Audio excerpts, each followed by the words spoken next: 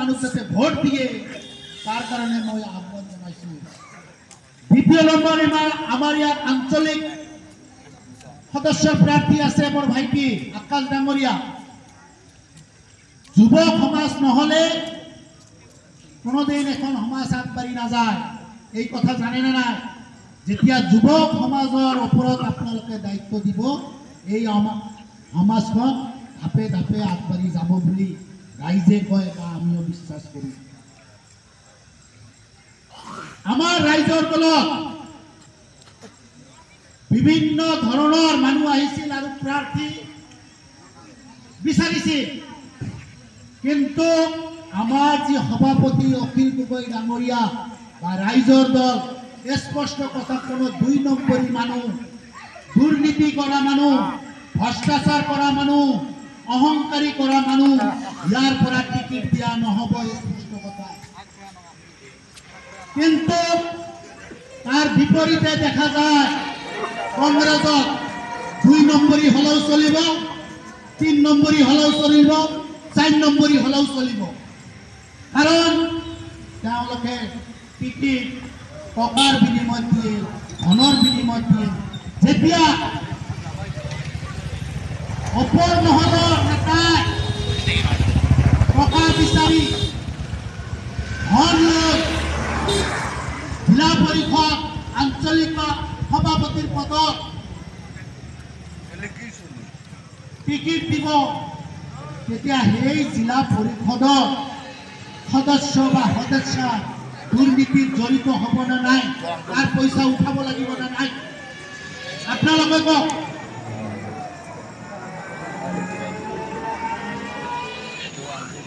এতিয়া আপোনালোকে সোধক, আমাৰ যি সদস্য আছে আমি 1 টকা বিচাৰিছিলো নেকি? যদি আমি বিচাৰিছিলো আপোনালোকৰ পৰা আমি ভোট দি বিচাৰো। যদি আমাৰ সততা আছে আপোনালোকৰ পৰা আমি ভোটটো দাবী কৰিম। আপোনালোকে মোক এটা কথা কওক, আমি ৰকিবুল হুছেইন ডাঙৰীয়াক জিকাইছো নে নাই? জিকাইছো নে নাই? যাতে আমাৰ কথাখিনি, আমাৰ যি সমস্যা আপোনালোকে সংসদত গৈ ভাল কৰি উত্থাপন কৰে। আমাৰ ৰকিবুল হুছেইন ডাঙৰীয়া কি কৰিছে জানেনে? কিৰাম খেলিব লাগে, সংসদত গৈ তেওঁক আমি কিৰাম খেলিবৰ কাৰণে পঠাইছো। আৰে ভোট বিচাৰি আছে এই ৰকিবুল হুছেইন ৰমজান মাহত আপোনালোকে জানে নে নাই? ৰমজান মাহত ৰোজদাৰী খিলা বুলি কয় নে নাই? তেওঁৰ ঘৰত ৰোজদাৰী খিলাইছিল। ৰোজদাৰী খিলা যেতিয়া ৰোজা কৰাৰ পিছত, ইফতাৰী কৰাৰ পিছত মাগৰিব নামাজ পঢ়ে নে নাই? আমি চবে কৰো। কিন্তু দেখা যায় যে ৰকিবুল হুছেইন ডাঙৰীয়া যেতিয়া মাগৰিবৰ নামাজ পঢ়িব গৈছে, তেতিয়া মাগৰিবৰ নামাজ আল্লাহৰ ভিতৰত যোৱাতকৈ তেওঁ কেমেৰাত পোজ দিছে। আপোনালোকে ফটো দেখিছে নে নাই? কেমেৰাত পোজ দিয়া মানুহ, যি মানুহ নমাজত গৈ কেমেৰাত পোজ দিয়ে, সেই মানুহ কয় মই সংখ্যালঘু মানুহৰ ধৰ্মীয় মুছলমান মানুহৰ প্ৰাণকৰ্তা। আমি ভাবো এই ৰকিবুল হুছেইন যেনেকৈ নমাজ পঢ়ে, তেওঁৰ যি চান্দু চামান্ডা আছে, তেওঁলোকে যে টেবলেট খাই মছজিদত নাযায় তাৰ কোনো সন্দেহ নাই।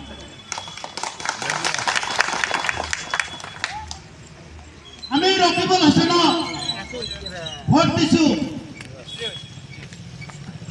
যে আমাৰ ধুবুৰী অঞ্চলৰ ৰাইজৰ যাতে উন্নয়ন কৰে। কিন্তু দেখা গৈছে যে আমাৰ ধুবুৰী সাংসদৰ 10 লাখ টকা, সাংসদ পুঁজিৰ পৰা 10 লাখ টকা কংগ্ৰেছৰ সভাপতি ভূপেন বৰাৰ স্বৰ্গীয় পিতৃৰ নামত, কমিউনিটি হলৰ নামত লখিমপুৰত, ধুবুৰীৰ টকা লখিমপুৰত দিছে। আমি এতিয়া কংগ্ৰেছী ভাইসকলক সুধিব খুজিছো আপোনালোকৰ দম আছে নেকি? সাংসদ এমপিৰ পৰা দল ধুবুৰীত কাম কৰিব আছে দম? যদি দম আছে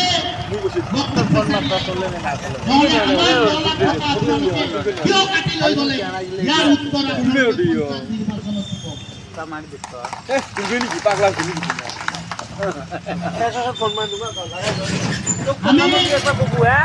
বাৰম্বাৰে কৈ আহিছো,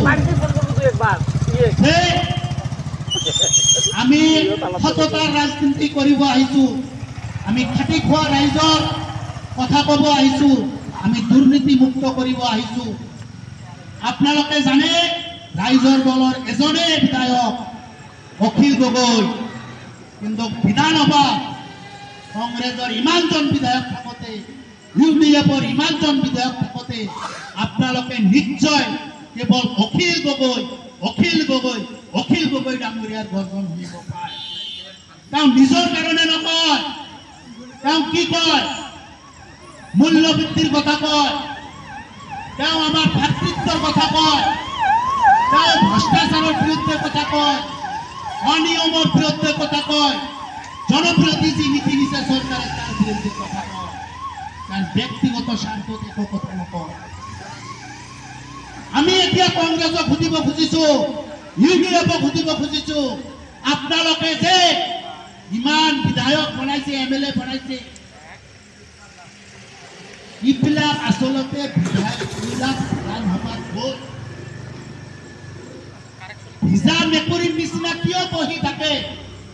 তাৰমানে ধুবুৰীৰ ৰাইজৰ সমস্যা নাই, সমস্যাৰ কথা যদি আপোনালোকে উত্থাপন কৰিব নোৱাৰে, আপোনালোকে যদি ৰাইজৰ কথাই ক'ব নোৱাৰে, তেনেহ'লে আপোনালোকৰ নিচিনা বিধায়কৰ কোনো নৈতিক অধিকাৰ নাই এই ধুবুৰী ৰাইজৰ আদাবাৰী জিলা পৰিষদৰ মানুহৰ পৰা আপোনালোকে ভোট বিচাৰি আহিব।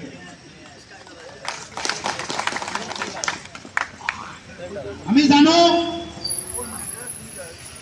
যে আমাৰ এই নিৰ্বাচনত UDFৰ প্ৰাৰ্থী দিছে নে নাই?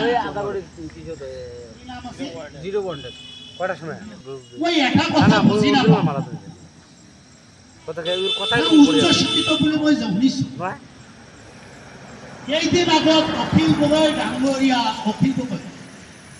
কেইদিন আগত এই জেডিমা যি দলৰ প্ৰাৰ্থী UDF দল, তেওঁৰ প্ৰধান হজৰত মৌলানা বদৰুদ্দিন আজমল ডাঙৰীয়া অশ্লীল বাক্যবান কৰিছে মহিলাৰ ওপৰত। বিভিন্ন সময়ত মহিলাসকলক লৌলানা যিজন বিভিন্ন ধৰণত অশ্লীল বাক্যবান কৰে। মই হতচিকিত হওঁ, মই দুখিত হওঁ, এজন শিক্ষিত ছোৱালী কেনেকৈ UDFত য'ত অশ্লীল ভাষা প্ৰচাৰ হয় কেনেকৈ টিকিট ল'ব পাৰে? আমি কৈছো যে অনাগত দিনত ৰাইজৰ দলে UDFক গোল্লা কৰিব, গোল্লা। কাৰণ এনেকুৱা যে আমি কোনো সাম্প্ৰদায়িক ৰাজনীতি কৰিব অহা নাই। আমি কৈছো আমাৰ প্ৰথম বাক্যবান হৈছে, যদি ৰাইজৰ দলে কোনোবা দিন ক্ষমতাত আহে, আমাৰ মাজত যে হিন্দু মুছলমানৰ বিবাদ চলিছে, আমাৰ মাজত যে ফাট কৰা এক কুটিল ৰাজনীতি কৰিছে, এই ৰাজনীতি আমি প্ৰথমে ভাঙি আৰু এই ৰাজনীতি আমি শেষ কৰি বৰ অসমক যেনেকৈ ভাতৃ হিন্দু মুছলমান একেলগে সম্প্ৰীতি আছিল তাৰ চেষ্টা আমি ৰাইজৰ দলে কৰিম। সাম্প্ৰদায়িক ৰাজনীতি আমি কোনোদিনো পৰিচয় নিদিওঁ। কাৰণ আপোনালোকে জানে যে UDF কেৱল মুছলমান আৰু মুছলমান, হয় না নাই? যেতিয়া মুছলমান মানুহ মুছলমান কৰিব, তেতিয়া হিন্দু মানুহ যিটো